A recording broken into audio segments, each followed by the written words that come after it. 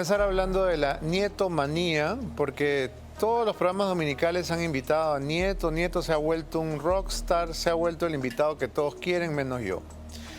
Y la verdad es que no entiendo muy bien este fenómeno, porque a mí, y no lo he ocultado ni lo he disimulado, el señor me cae cuáquer.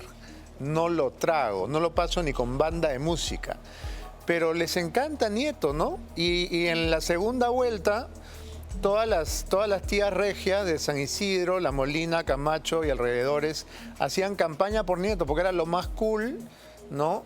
Ser caviares, pitucas caviares y hacerle campaña a Nieto, ¿no? Mis amigas, las Cecis Blumes y demás hierbas, estaban todas excitadísimas con Nieto.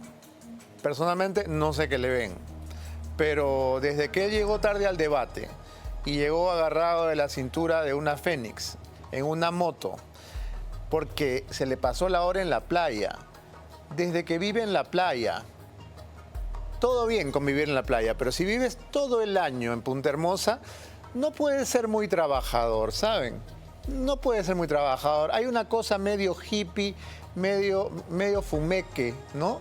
En el espíritu de vivir en la playa todo el año. Y luego llegar a un debate presidencial tarde y decir, sorry, estaba en la playa, me parece doblemente hippie. Eso es lo que yo creo de este señor, que no va a venir nunca en el programa, y cada vez que digo algo más, quedo más sepultado dentro de su lista de programas. Y me importa poco la verdad, porque hoy día nos vamos a divertir con las entrevistas que le ha dado a todos los demás programas habidos y por haber. Pero antes vamos a dar la bienvenida a nuestro primer invitado de esta larga teletón que nos espera esta noche, con cientos de invitados en este programa especial, Ómnibus de Beto a Saber. Renzo Reyardo, bienvenido al programa. ¿Cómo estás, Beto? Muchas gracias. Bien, gracias por acompañarnos desde tan temprano. No sé qué piensas tú, espero que discrepes conmigo, porque la verdad es que el señor no quedó segundo, que yo recuerde tampoco quedó tercero, ¿o sí? No, Nieto tercero quedó Rafael, ¿o no? Rafael, claro. Claro, Nieto. Entonces, ¿qué quedó él? Quedó quinto, me parece. ¿Quinto? Porque me parece que cuarto fue Ricardo Belmont. ¿Belmont? Sí. Entonces, explícame, por favor, este delirio por el quinto. ¿En qué parte? O sea, es como, ¿quién quedó quinto en el Mundial? Rápidamente. A ver, Quinto estos peloteros. ¿Quién quedó quinto? No. Quinto en el Mundial. Inglaterra quedó tercero, Francia quedó cuarto. ¿Quién quedó quinto? No, es que quinto no se sabe porque eran... Estoy rodeado de ignorantes.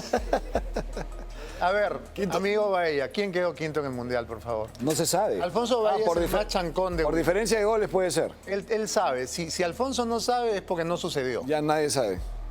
A ver, 3, 2, 1. ¿Quién? IA, inteligencia artificial. Para eso tienen inteligencia artificial. Claro.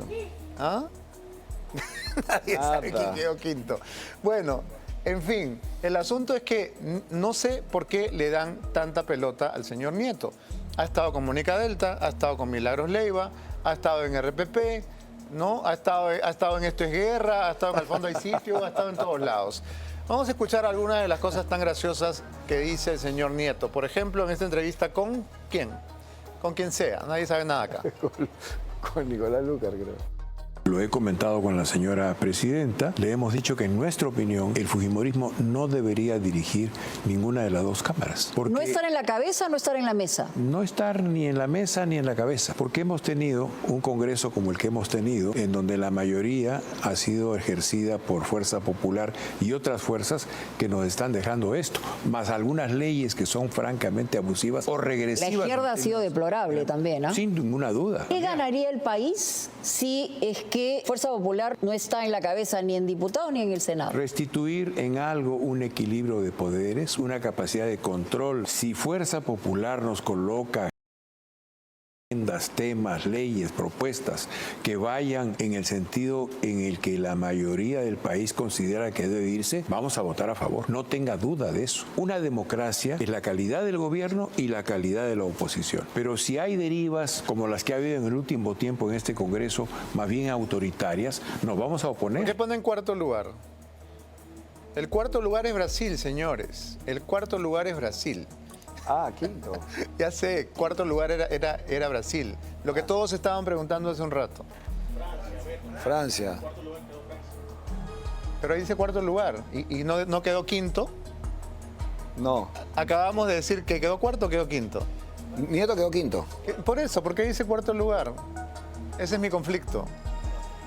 Ah, Hoy claro. estamos inspiradísimos. En la hora y media. Hemos chupado todo el fin de semana, ¿no? O sea, las neuronas no hacen conexión. Es muy temprano, nosotros a esta hora no servimos. ¿Por qué nos ponen...? Eso pasa por poner ¿no? un horario noticiero. ¿Quinto fue o no? ¿Fue quinto? ¿O cuarto? La No, jefa de repente- prensa Reyardo también está buscando No, quién quedó ya quinto. está en trompo también acá ya. Ya, a ver, vamos Mucho- vamos a recopilar. Keiko ganó. Sí. ¿Quién quedó segundo? Sánchez. ¿Quién quedó tercero? Rafael López Aliaga. López Aliaga. ¿Quién quedó cuarto? Según Control Maestro, Nieto. Según nosotros, Belmont. Pero creo que fue Nieto, ¿ah? Tienes razón. Me parece ¿Sí? que fue Nieto. Ya. Olinda, Nieto. Según Alfonso, Brasil. Bueno, la verdad es que Eso es si nada. seguimos con la analogía futbolística, lo cierto es que por democracia, por un gesto torero, España debería cederle la copa al que quedó cuarto. Porque, ¿qué importa haber ganado? Porque eso es lo que le están diciendo a Keiko, ¿no? Has ganado, pero sé generosa. Regala lo que has ganado a los otros, que no pudieron. Por algo se gana una elección, ¿no? Yo creo que cuando uno gana una elección, cuando uno tiene, digamos, la dicha de tener los votos de la población, de que la población confíe en un grupo político, tienes el derecho también de escoger a tus ministros, tienes el derecho de escoger también a quien puede representar en una Cámara de Senado, una Cámara de Diputados. Eso de que deje el fujimorismo de presidir alguna de las cámaras o las dos, me parece que no es lo que debería de pasar. Yo recuerdo que Tienen todo el derecho de escoger. eslogan de Keiko en esta campaña era la fuerza del orden, ¿no? Y entonces, claro, yo supongo que Keiko no quiere pues tener la imagen tampoco de una dictadora Autoritaria, férrea, ¿no? claro. De mano de hierro.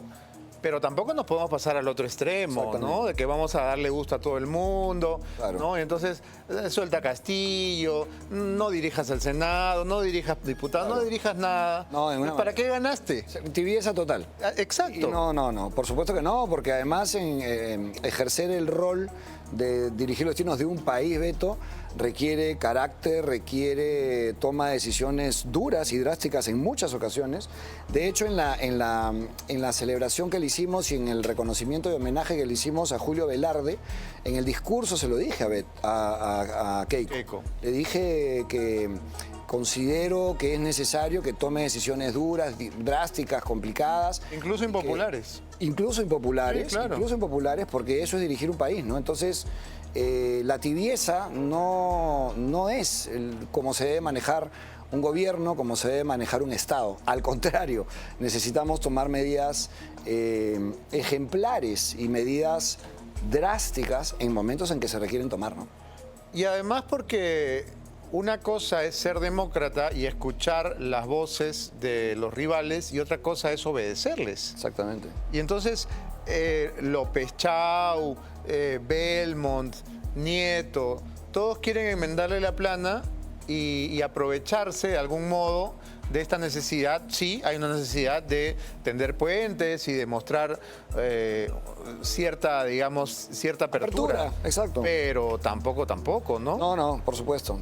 Como diría Kenji. Esto es una función que se debe de administrar con sensatez, con cordura y con espacios que uno tiene que ceder sin duda, pero también con rigidez, ¿no? Lo vuelvo a decir, creo que Keiko Fujimori tiene una gran oportunidad ¿Cuánto tiempo la de conoces? administrar un buen gobierno. Ustedes se conocen desde Yo chibolos, ¿no? creo que sí, porque nuestros padres, como tú lo sabes, Beto, Son fundadores. pues. trabajaron juntos en el gobierno de Alberto Fujimori, son fundadores de Tu papá, Andrés Reyardo, estuvo, digamos, en la firma de la fundación del partido. Sí. Es de los primeros... De Cambio 90, de Cambio del 90, primer partido. De Cambio 90, efectivamente. Y yo recuerdo cuando yo iba a la Universidad Agraria, mi papá era catedrático de la Agraria, igual que Alberto Fujimori, de ahí se conocen, y me acuerdo de Keiko, me acuerdo de Kenji era un bebito, ¿no? Era claro, muy chico. claro. y Keiko también es unos años menos que yo, y me acuerdo de todas esas épocas. No nos frecuentábamos en aquellas ocasiones, y ya cuando entramos al Congreso ya tuvimos una relación más cercana, ¿no? Más cordial. Así que sí, ya la conozco hace varias décadas y la veo madura. La veo con ganas de corregir algunas cosas que debe corregir del gobierno de su padre y complementar y continuar con las cosas buenas que se hicieron en aquella ocasión, ¿no? O sea, ustedes no han cultivado una amistad en estos años. No nos hemos No se han estado frecuentado. No. Yo tuve un paso inicial por el Congreso en la misma bancada con Keiko, por precisamente la cuota de Cambio 90. Era yo incluso no solo militante de Cambio 90, sino era en ese entonces, me hice después secretario general y antes era secretario de Juventudes. Ya tenía un cargo directivo en el partido y así fue que ingresé al Parlamento y se hizo una alianza electoral en aquel momento. Era Cambio 90 con nueva mayoría. Hicimos una alianza electoral que se llamó AF, Alianza para el Futuro. Así ingresé al Congreso y luego ya, digamos que nos separamos. ¿Te fuiste en el 2010? Me fui en el 2000, un poco antes. Me fui en el 2000, yo entré en el 2006, me debo haber ido en el 2009, ¿no? Me quedé solo en el Congreso, pero manteniendo una buena relación, una relación cordial. Y luego ya hicimos otra alianza electoral ya como Cambio 90 con 5 partidos políticos y fue mi reelección. Y entrando al Congreso a la segunda etapa sucede lo de mi hija, que fue un tema que conmocionó y que me metió, 2011, ¿no? me metió en este tema de la seguridad ciudadana. Fue a la semana. ¿2011? 2011. Estamos en Buenos Días, Perú, ¿te acuerdas? Claro, hicimos ese spot tan bueno. Claro, el comercial. Espectacular, la verdad. Memorable. Espectacular. Y fue a la semana que yo asumí, juramentaba y pasó esto a la semana. Entonces fue todo, eso cambió todo un poco mi esquema y todo lo que se vivió en esa época, ¿no? Vamos a regresar a Nieto porque ya decía, ha estado muy entrevistado y él por alguna razón se siente con autoridad para decirle a Keiko Fujimori lo que tiene que hacer y lo que no tiene que hacer.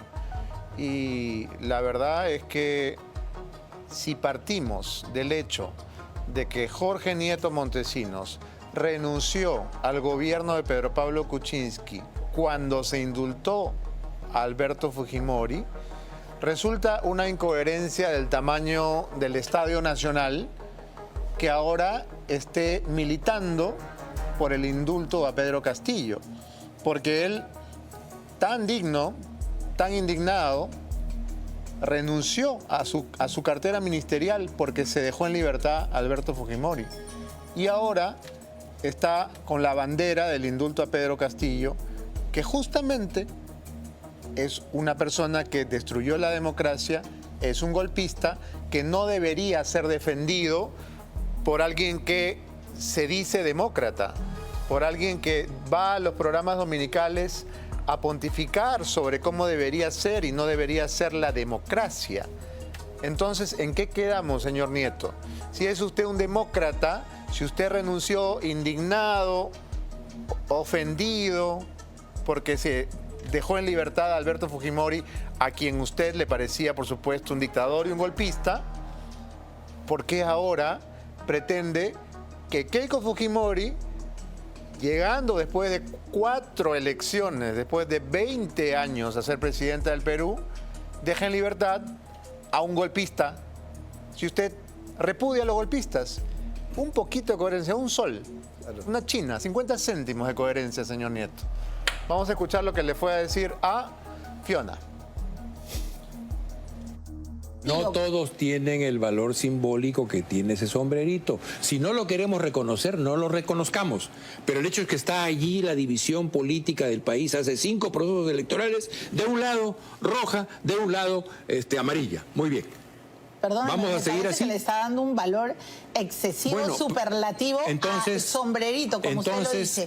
Porque en el pasado, a ver, ¿quién ha ganado? Vayamos a la historia, porque se ha dicho 5 procesos. Después de Fujimori ganó Toledo. ¿Toledo hizo algo por los pobres? Según él hizo la regionalización. Pero estás mezclando cosas. No, no estoy mezclando. Si me hubieras escuchado, hubieras entendido. La mayor confesión de nuestro fracaso como país para resolver esa polarización es que hace 5 procesos repetimos la misma división. A ver, primera observación es Rosa María Palacios en hombre. No me has escuchado y por eso no me has entendido. Voy a repetir la lección. ¿Qué le hace pensar a estas personas que van a los sets de televisión a darnos clases a los periodistas? No hay cosa que me reviente más que gente que va a los sets a dar lecciones. Y lo peor de todo, lecciones de moral, ¿no? De buenas costumbres. Y este señor quiere convencernos a todos de que hay que indultar a Pedro Castillo por el valor simbólico del sombrerito. Lo ha dicho con todas sus letras. El valor simbólico del sombrerito. Y entonces, como para un porcentaje de este país, ese sombrerito es mágico, ¿no? Tiene poderes, es como el bastón de Harry Potter. Entonces hay que dar libertad por eso.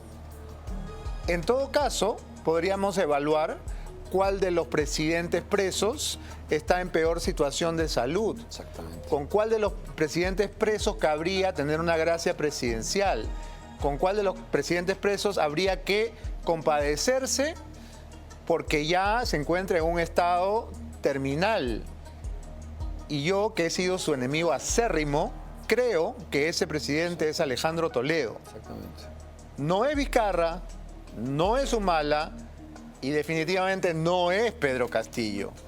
Entonces, eso del sombrerito simbólico, que vaya a contárselo a cualquiera que se lo quiera creer, pero no tiene ningún sentido.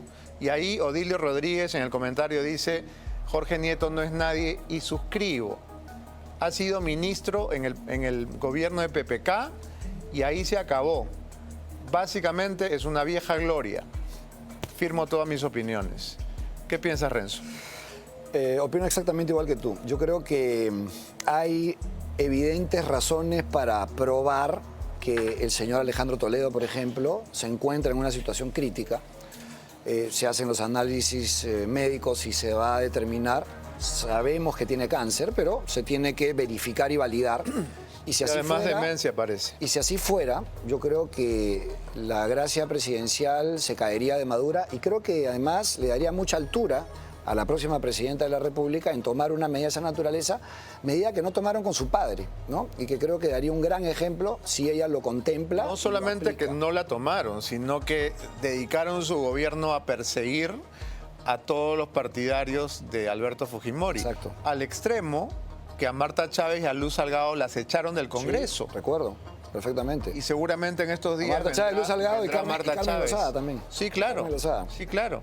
Y la persecución de la comisión Townsend, que era pues así con antorchas, ¿no? Sí, sí. Era una cacería de brujas. Hubieron demasiadas actos y evidencias de una persecución sin cuartel, terrible. Mi padre también en algunas ocasiones fue citado a algunas audiencias en el Poder Judicial, ¿no? en su oportunidad. Yo creo, Beto, que no es posible darle libertad al expresidente Castillo. No es posible. Eso no aplica bajo ningún punto de vista. Y lo digo con también la posibilidad de ser criticado, como que ya he recibido mensajes en mi celular insultándome, ¿no? Por tener esa posición. Es lo normal, ¿no? La verdad que todo bien, no pasa nada. Pero creo que es importante dar el ejemplo de que la democracia se tiene que respetar. El Estado de Derecho, la libertad en la que nos encontramos, el sistema en el que nos encontramos, se tiene que respetar y nadie puede venir a pretender violarla y vulnerarla, sobre todo sin tener ningún tipo de criterio. Además, Renzo, la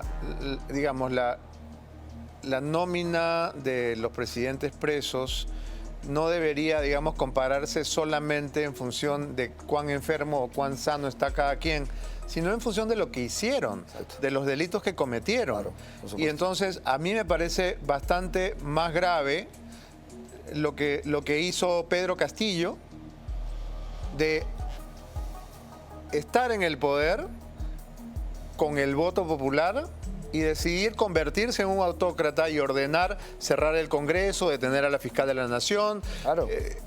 Eso me parece mucho más grave que, por ejemplo, Ollanta Humala y sus donaciones de campaña, financiamientos, que esas cosas, de verdad, a estas alturas, empalidecen al lado de un golpe de Estado. Y acuérdate todo lo previo también, Beto, porque esos días en donde el señor Castillo decide golpear el país, o sea, presentar un golpe de Estado, plantear un golpe de Estado para ser más preciso, acuérdate que teníamos una serie de testificaciones, de declaraciones de gente de su entorno que lo acusaba directamente de actos gravísimos de corrupción.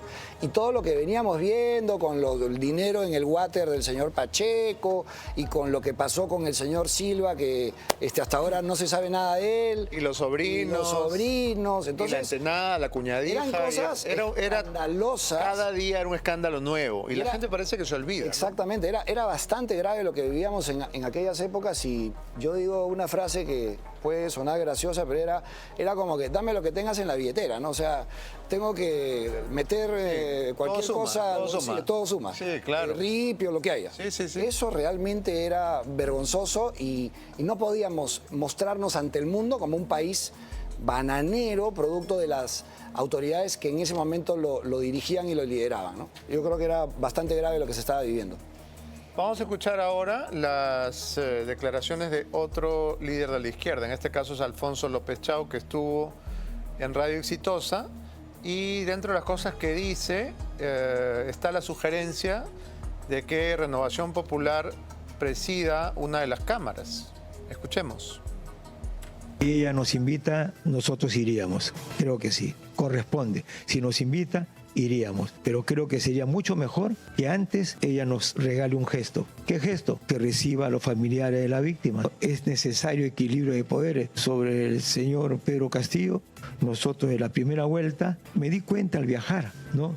Que había un sentimiento, ¿no? Que había un sentimiento de injusticia porque él está preso. Mira, yo creo que, lo he dicho varias veces, que al país, al gobierno, le conviene que las mesas directivas estén en manos de la oposición democrática, que incluye al señor Rafael López Aliaga. Los únicos que debe hacer el gesto es la presidenta que tiene el Ejecutivo. Los únicos, en ese marco, ¿no? Para buscar cuáles son los términos de una reconciliación histórica desde hace 200 años, porque estamos hablando de más de 200 años. Bueno, la verdad es que comentábamos durante el video que López Chau parece bastante más sensato y moderado, ¿no? Y por lo menos se nota que no es una persona desesperada por figurar, que sí es el caso del otro señor. No, esta especie de road shows que va de programa en programa, que están todas las primeras planas, es la novia de todas las bodas y el muerto de todos los velorios. ¿Por qué no se calma un poquito? ¿No? De verdad, creo que es interesante lo que dice López Chau, incluso cuando se refiere a López Aliaga, aunque yo no sé si una presidencia del Senado de Renovación sería una presidencia de oposición necesariamente, pero eso ya Renzo nos lo aclarará. Tengo que ir a una mención. Y Renzo, ¿es o no es una buena idea que Renovación? Bueno, desde mi punto de vista sería fabuloso, ¿no? Que Renovación pueda presidir la Cámara de Senadores. Sin embargo... ¿Quiénes son los senadores de Renovación? Bueno, está Calixto Gianpietri como una opción. Está Alejandro Muñante. Está también Lourdes Alcorta. En fin, hay algunos representantes que podrían hacer un gran papel al frente del Senado. Sin embargo, Beto, te tengo que decir que esto se tiene que llegar a consensos. Aquí nadie tiene una mayoría clara, concreta, y evidentemente los votos son los que finalmente van a valer. Y si es el fujimorismo el que finalmente se quede al frente del Senado, habrá que acatar y respetarlo en la medida en que eso dé garantías de una buena gestión al frente de una mesa directiva. Yo estaba en el Congreso 10 años y lo que hace una mesa directiva es articular, es coordinar de forma adecuada entre todos los parlamentarios. Todos somos pares, todos somos iguales, ¿no? En los últimos congresos se demostró, creo, que podían convivir perro, pericote y gato, ¿no? Sí. Porque estaba igual de Cerrón, estaba el partido de Acuña, estaba el fujimorismo y estaban todos felices en la mesa. En mi época, en mi segundo periodo, el APRA que son unos excelentes políticos y muy buenos articuladores, tenía una bancada de 36 personas, pero articuló de tal forma que logró tener mayoría. Y se alió con el fujimorismo de aquel momento y se alió con algunos otros grupos políticos y sacó cosas importantes. Sacó cosas muy importantes que lo que evidenció y mostró es que tenía muy buenos gestores, muy buenos representantes de su partido para lograr consensos en el Parlamento, ¿no?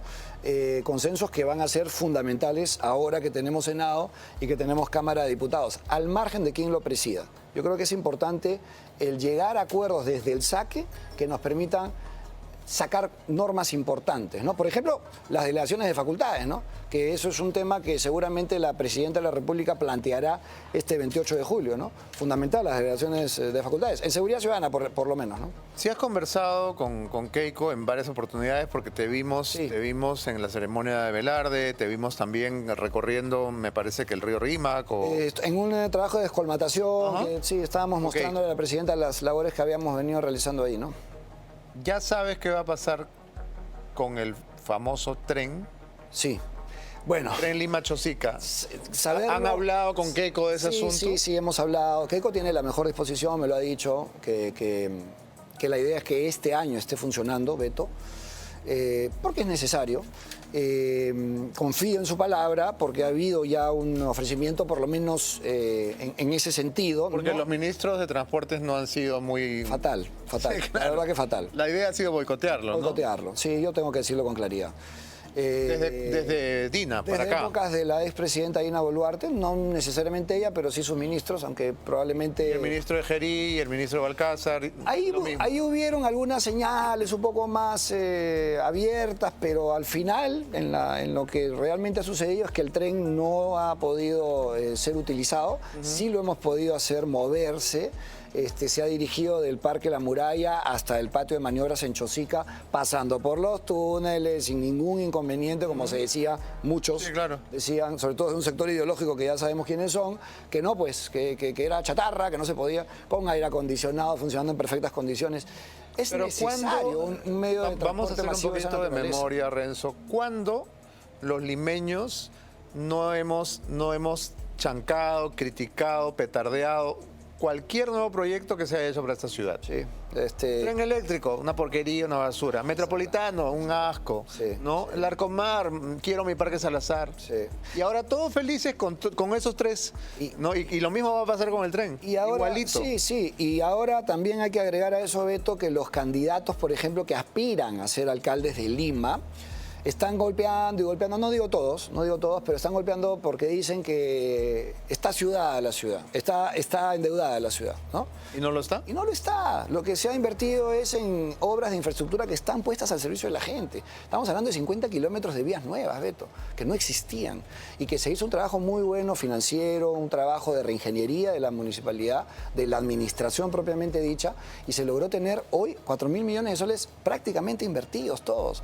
Y se habla pues de endeudamiento, de que esa plata nos va a costar para los próximos años. Esto es una deuda 20 años, que aplica, digamos, que el 30% de los ingresos de la municipalidad están comprometidos, pero es el 30%. El 70% no está comprometido. Entonces es una acción que se hizo, y lo hizo Rafael, lo tengo que decir con claridad, muy bien realizada, ejecutada y con reconocimiento de organismos internacionales de la buena acción de la colocación de bonos, ¿no? Que además se colocaron sin aval del gobierno central. Eso es algo que jamás se ha hecho en el Perú y eso hay que reconocerlo. ¿Por qué no fuiste el candidato a Lima de Renovación? Porque yo te lo dije en una entrevista, creo que fue la última en la que estuve aquí. No, todavía no sabíamos que no ibas a ser candidato. No te lo dije, no te dije eso. Lo que Fue hace rato. Lo que te dije fue el análisis que voy a compartirte ya, ahora. ok. Que las condiciones no estaban dadas, ¿no? Recordemos que yo presenté 2 recursos, uno ante el Poder Judicial y uno ante el Tribunal Constitucional, porque hubo una afectación grande, severa, notoria, de los votos de Lima, ¿no? De los limeños y de la gente que no pudo ir a las urnas. Y entonces, con lo que había pasado en la primera vuelta, que fue realmente escandaloso y vergonzoso, yo planteé y hice un anuncio público y dije, no voy a participar en las condiciones actuales. Y me he sostenido porque creo que es también digno sostenerse cuando uno plantea cosas de esa naturaleza. ¿No te ha gustado ser alcalde?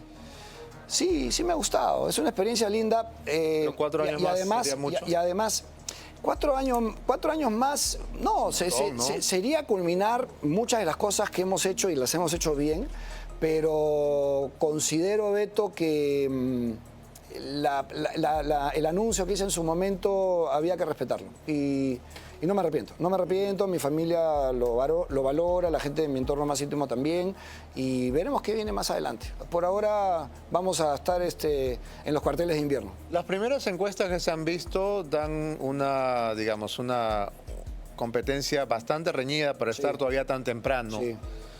Y quería preguntarte, no por quién vas a votar, porque es obvio, pero sí cuál de los caballos te preocupa o miras con mayor expectativa.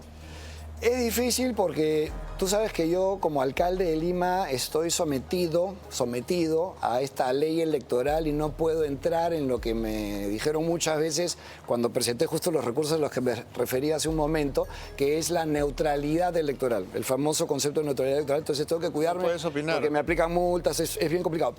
Qué aburrido. Pero puedo decir algo, ¿no? Puedo decir algo. A ver. Lo que sí tengo que decir es que tengo una relación bastante cordial, buena, con los candidatos que se están presentando en términos generales, con algunas excepciones, en realidad con todos. Yo espero ¿Con que... todos? Porque son un montón de candidatos. Bueno, sí, no sé si con todos. Estamos hablando de No los sé. punteros, ¿no? Corrijo, porque O sea, claro. Corrijo porque Cruz, sí, los punteros, porque no conozco a todos. Allison, Son 20, no sé cuántos. Hay un candidato Daza a quien no tengo el Sí, gusto. Samuel Daza es candidato. alcalde de Ancón. Alcalde de Ancón, candidato de... que va con Fuerza Keiko, Popular. ¿no? Pero nunca ha habido un alcalde de Lima del fujimorismo. No. Nunca, ni siquiera en la época de gloria de Alberto Fujimori. Hay dos, ¿no? Hay dos situaciones que se han presentado a lo largo de los años y de la historia. Un alcalde del fujimorismo, y un alcalde que logre sea ser presidente. Tampoco. Es como... Una maldición. Una maldición, ¿no? Claro. no lo quería decir, pero sí, efectivamente. Pero yo lo que creo es que el alcalde que me suceda, que continúe el buen trabajo que se ha venido haciendo en la municipalidad. Y les vuelvo a decir ahora en tu programa, Beto, que además es muy sintonizado. Le digo a los candidatos, si necesitan información, soy puertas abiertas. Que vengan a la municipalidad y les muestro todo lo que hemos hecho. Con Brookfield, con el tema de los peajes, con el tema del llamado endeudamiento, que es inversión pura y dura directamente a infraestructura, con seguridad ciudadana. En fin, estamos para compartir información. Y con los candidatos, ¿ah? No lo voy a hacer solamente con el que gane la elección en la famosa comisión de transferencia. Con todos. Sino con todos. Yo creo que es importante que tengan la información puesta a su servicio y que la puedan compartir. O sea, con si sus se llama electores. Urresti... Sin ningún problema. Sí, Urresti es un poco, digamos... No son tan amigos, No son tan amigos, pero la verdad que hoy día, en la posición en la que estoy, tengo que tener la apertura necesaria para poder compartir información que va a ser fundamental para ellos mismos y para que puedan también tener claridad y no decir tal vez inexactitudes, ¿no? ¿Te has enterado de algún ministro? Bueno, lo que se difunde en la prensa... Por ejemplo.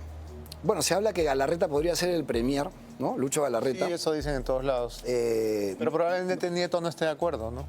Probablemente. Hay que preguntarle a Nieto. Claro, ¿Qué sería lo porque mejor? de repente no, claro, él quiere que sea gente de oposición, Claro, y que entonces sea- el gabinete que esté sea- que sea compuesto un socialista. mayoritariamente por gente opositora, pero se ha escuchado hablar de Rafael Rey de como Lucho Galarreta, ministro de Rafael, de Transportes. ministro de Transporte, lo cual estaría muy bien, porque Rafael es una persona con mucha experiencia.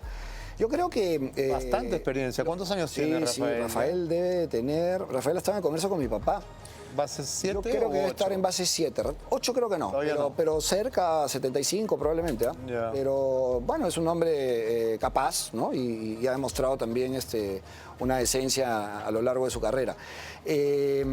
Yo creo, Beto, por ejemplo, que Keiko debería de tener en cuenta lo que yo he venido sosteniendo también, porque es sumamente necesario la creación de una especie de ministerio, una Secretaría Nacional, un SAR de Seguridad Ciudadana. Fundamental, porque la seguridad pues es multisectorial, está en varios sectores y multicausal, y necesitas un articulador, un político que esté en ese espacio y que le permita al gobierno empezar a tener resultados favorables, porque si no va a ser muy complicado.